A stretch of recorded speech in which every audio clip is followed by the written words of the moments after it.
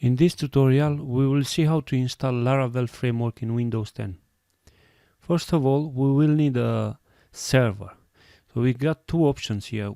For Windows, we can download and install Wamp, or if you want, you can download and install Wamp server.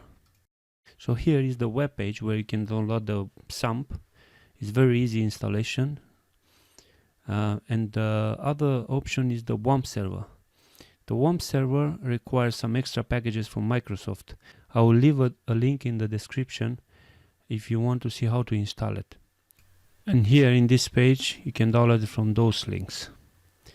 So let's start install Composer. If you go to the composer.org, getcomposer.org, you have the link download, and you have two options. One is by code, just type this code and copy paste in the command shell, or through the executable file, which I'm gonna do in this video. So just download the executable and be ready to install it. Another option is the Git, which you can download through this page. Here is the link, here is the button to download. And another thing also is the code editor, Visual Studio Code, which is a free option for Microsoft. It's a very handy tool. Okay, and once you have downloaded, just install one of the servers, whatever you want. In this video, we will do with Wamp. So as I said, here is the Wamp, and here is the Wamp. Just download one of them. I got a video with Wamp installation. If you want, the link will be in the description. Great. Now, once you got those, let's install also Composer, Git, and the Visual Studio. Just go with the Composer. It's a very easy installation. So here you have to select the PHP root. By default, he will select it for the server you have. You can choose for if you have Wamp, install it. But I'll leave it like this using the Wamp. Click next, and leave it like this. Click next, install. So now the installation, it's finished, and the next thing we need to install is Git. Is very straightforward installation. Click next. The only thing I'm gonna change here is I will allow this Git to be used in the PowerShell of the Windows, to be able to be used on that also. So I will add that the Unix tool will be added to your path. It's just saying there. Just select that and click next, and next, and install. So, and meantime, let's install the Visual Studio also. So this tool is very it's a free tool. It's a very good tool. Just accept the term and condition. Just click next, leave it where it is, and click next, and I will select to create an icon and add some extra action to Windows Explorer when I'm gonna edit files. I'll click next and install. So once the installation is done, just click finish, and we are good to go now, ready to be used. Another thing I would like to do is I would like to add Git Bash to Visual Studio terminal. So in this code editor, we have the option to use the PowerShell inside of the code editor, which is very cool.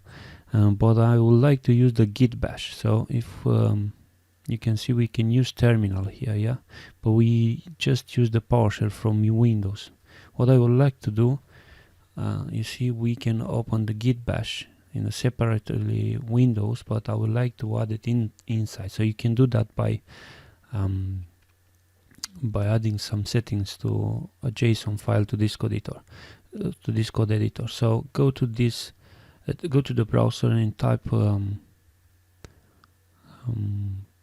VS Code terminal bash, and we should find this link, and in this link is from Visual Studio Code. We'll get a command.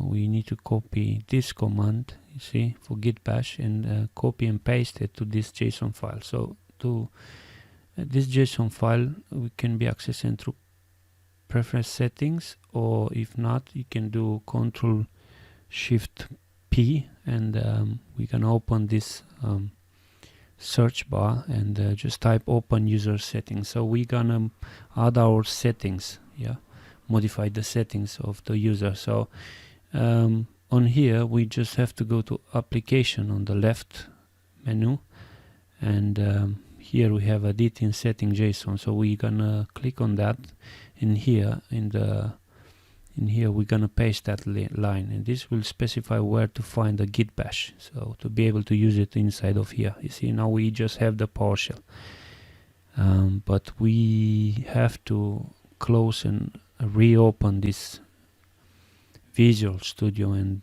will apply the changes will apply. So let's close it and open it again, and now we can see we can use the bash here. So let's test it. Let's type some commands. Let's list the files. For example, you see, you can use the ls, lsla. Let's see where we are. We are in the home directory. What we would like to do now, we like to go to the server folder where we're gonna keep all our projects.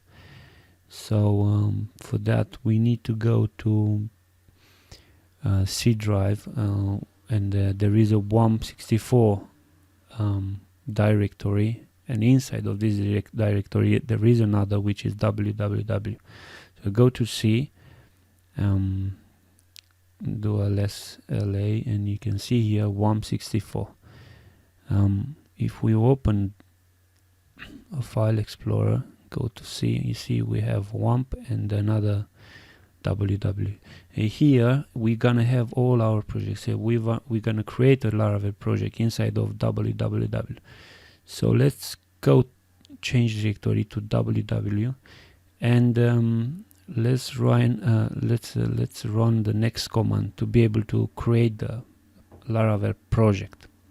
So composer create project and Laravel-Laravel. So we are using composer to be able to create the Laravel project. This command, and the last, we need to add the name of the project. In my case is my web app. You can do whatever name you want. So this command I have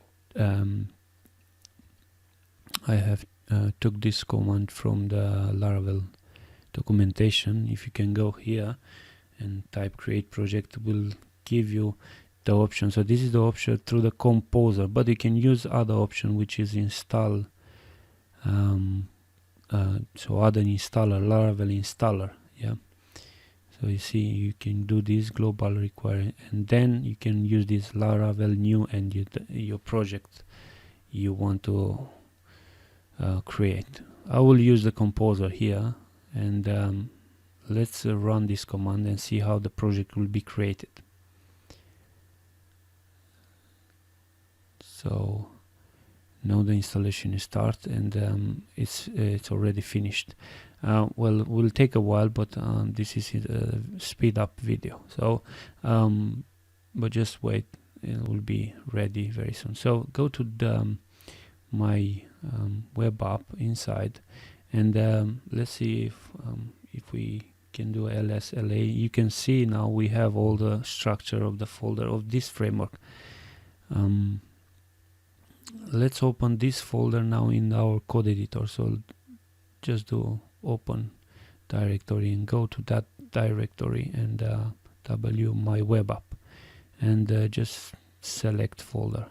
And now we are ready to edit code and do whatever we want. Let's see, this is the structure of our folder, which we're gonna see in the next video. Let's see how we can access this project through the browser. If we go to our local host, but before we should run the Wamp server or the XAMPP server, whatever you have, by finding the program and just click on it, and we should have the green icon for the Wamp, and that means it's running. Yeah, so now localhost, and this is the default of localhost, and you can see here my web app. This is my project. If I click on it, will send me here, but I need to access the public folder to be able to see the application. So this is not the way how we should work. So we need to we have two options: run the server which comes with Laravel, making use of PHP by typing PHP artisan serve, and this will run an internal server which will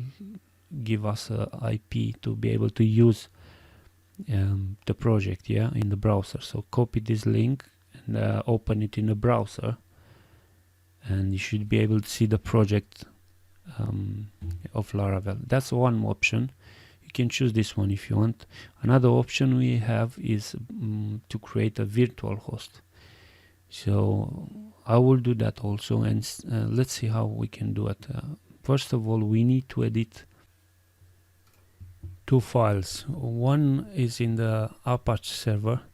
So if you go to C, Wamp, in bin, Apache, and your version, in my case is 2.439, conf extra and httpv host. So let's edit this one.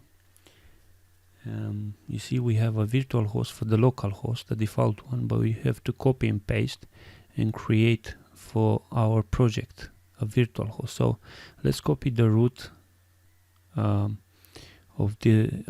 our project. So if we go to the public in my web app, copy the link and paste it in the directory, document root and the directory. So this should be the same. Document root is where the domain we will gonna add will point. So just change the backslash to /, yeah, and then add the server alias, my web app. You can add the name and the server name. So these are the name we're gonna use to access it through the browser, and just copy that line and add it to the directory as well. So this is the configuration for the virtual host in the httpv host config file. Save it, and then we need to edit another one, which is in the C, Windows, System 32, drivers, and etc and hosts. So here, but very important, you need to edit this as a administrator. So just close the notepad and open it as an administrator, and then you can edit, open this file through this editor. So remember, you have to open it as administrator. So just copy that line, and probably you're gonna have different than mine, but just copy that and paste the name you have added in the virtual host, which is in my case me web app. So with this name we can access the application through the browser. So close this, and let's restart the server. Important, very important, restart the server to be able to apply those changes. We go to the browser and just type the name you have added. In my case, it's my web app. So as you can see now, if we click that, we need to add a slash on the back at the end, and just as you can see, the application is running perfect through the virtual host. So whatever option you choose, both are okay. So this is how to install Laravel in Windows 10 using Wamp and through Composer. Thank you for watching, and see you in the next one.